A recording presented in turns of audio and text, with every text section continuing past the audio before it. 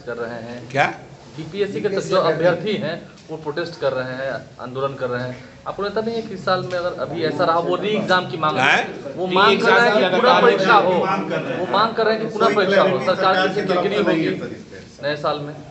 अब ये तो आप लोग अगर कहते हैं कि सरकार की तरफ से कोई क्लैरिटी नहीं है, इससे ज़्यादा और सरकार की तरफ से क्या क्लैरिटी हो सकती है?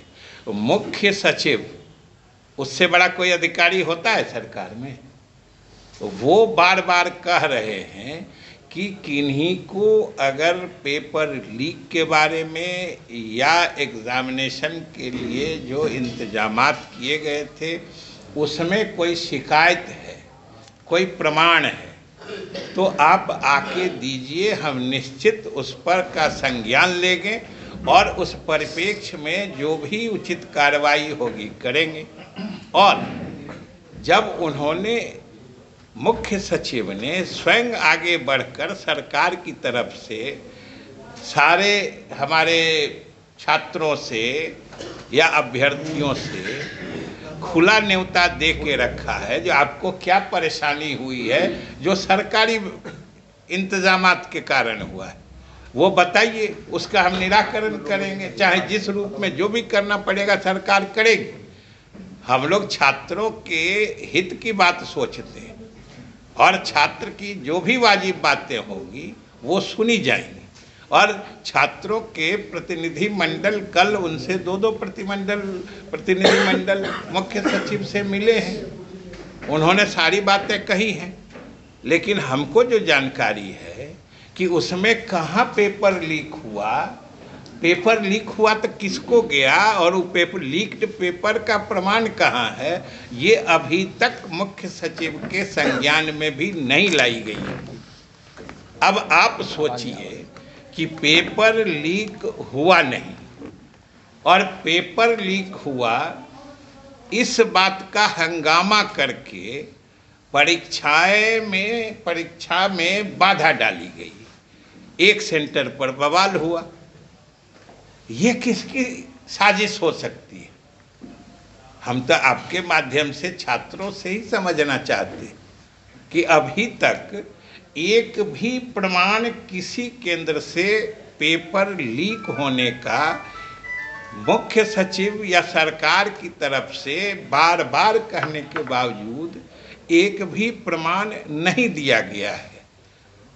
मतलब अभी तक की स्थिति यही है कि पेपर लीक नहीं हुआ है, जो कमीशन कहते रही है, और लीक हुआ इसका कोई प्रमाण नहीं है।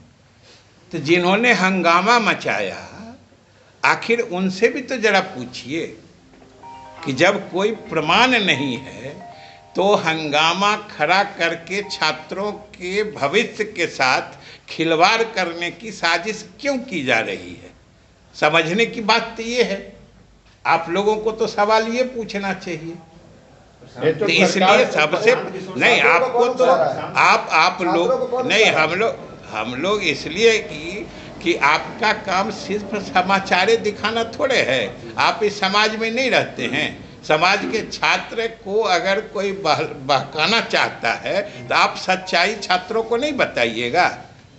आपके भी जिम्मेदार पत्रकारिता की यह भी जिम्मेदारी होती है कि आप सही चीज़ों से, जिनको अगर शिकायत है, जिनको ये लग रहा है कि हमारे साथ कोई नाइंसाफ़ी हुई है और सही माने में हकीकत कुछ और है जो आप जानते हैं, तो आप बोलिए। समाज के हित में आपका नहीं दायित्व है जो सही चीज़ों से हम सारे लोगों को अवगत कराएं? हम यही आपसे हाथ जोड़ से प्रार्थना करते हैं कि छात्र हमारे भविष्य हैं। हमारी सरकार, नीतीश कुमार जी के नेतृत्व वाली सरकार, पूर्ण रूप से छात्रों के हितों का पक्षधर है।